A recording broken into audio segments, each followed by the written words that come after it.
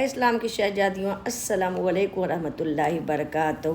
کہ اللہ تبارک و تعالیٰ جل شانہ قرآن مجید میں ارشاد فرماتا ہے، ان اللہ و ملائکتہ یصلون علی النبی یا ایھا الذین آمنوا صلوا علیہ وسلموا تسلیما، یعنی بے شک اللہ تبارک و تعالیٰ اس کے تمام فرشتے رسول خدا صلی اللہ علیہ وآلہ وسلم پر درود بھیجتے ہیں۔ اے ایمان والو، تم بھی درود پڑھو اور خوب خوب سلام بھیجو۔ تو اے اسلام کی شہزادیوں، اس آیت کریمہ میں رسول خدا صلی اللہ علیہ وآلہ وسلم کی کمال تعظیم پائی جاتی ہے، کیونکہ اللہ تعالیٰ اس کے فرشتے خود حضور پر درود پاک بھیجتے ہیں، اور خوش نصیب مسلمانوں کو بھی درود و سلام بھیجنے کی تاکید کی جا رہی ہے۔ سبحان اللہ!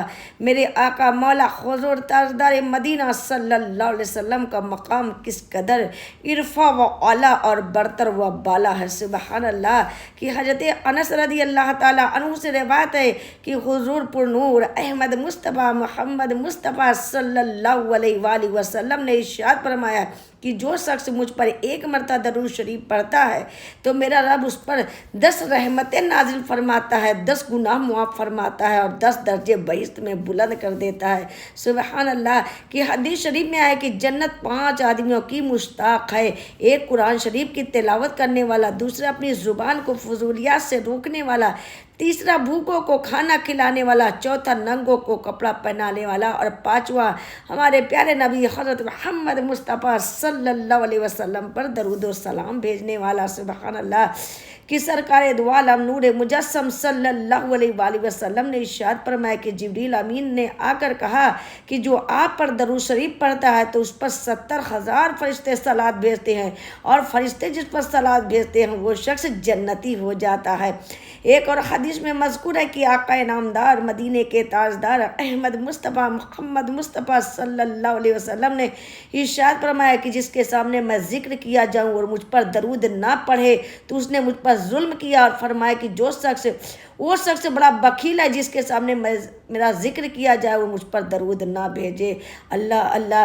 ہمارے پیاری بہنوں کی حدیث کریمہ سے ثابت ہے کہ درود شریف پڑھنے والوں کو حضور سرکار دو عالم نور مجسم صلی اللہ علیہ وسلم سے بے پناہ الفت اور محبت ہو جاتی ہے، اور یہ حقیقت ہے کہ رسول خدا کی محبت ہی خدا کی محبت ہے۔ یہ ہماری خوش نصیبی ہے کہ درود و سلام کے طفیل ہزاروں خیر و برکات اور بے پایا ثواب و حسنات کے ہم مستحق ہو جاتے ہیں۔ سبحان اللہ!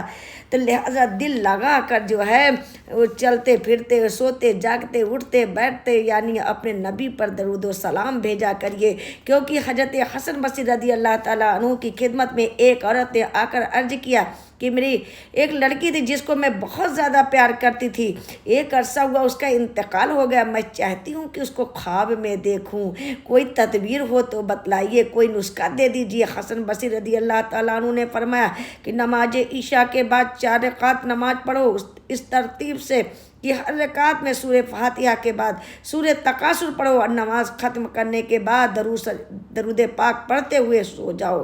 اس عورت نے ایسا ہی کیا، رات میں خواب میں اپنی لڑکی کو دیکھا اور دوزخ کے سخت عذاب میں مبتلا پایا۔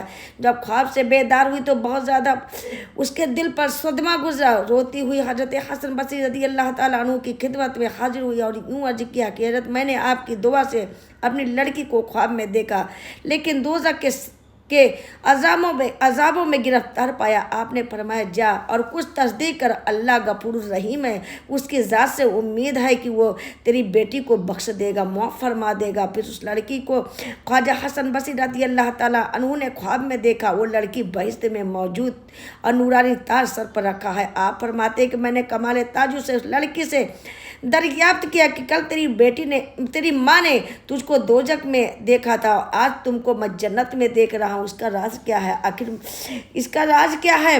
تو آخر اس کا مطلب کیا ہے؟ کیا بات ہے؟ لڑکی نے جواب دیا کہ بالکل سچ ہے کہ ہم اور ہمارے قبر والے ساتھی گنہگار تھے، اس وجہ سے ہم لوگوں پر سخت عذاب ہو رہا تھا۔ ایک نیک مرد کا گزر ہماری قبروں کی طرف سے ہوا، انہوں نے 3 مرتبہ درود شریف پڑھ کر ہم سب کو بخش دیا۔ اس وقت سے اللہ کی دریائے رحمت جوش میں آیا اور ہم لوگوں کو درود شریف کی برکت سے عذاب قبر سے نجات ملی، جنت میں داخل ہو گئے۔ سبحان اللہ کہ کتنا بلندیوں پر میرے نبی کا مقام ہے، سارا زمانہ پڑھتا ان پہ درود و سلام ہے۔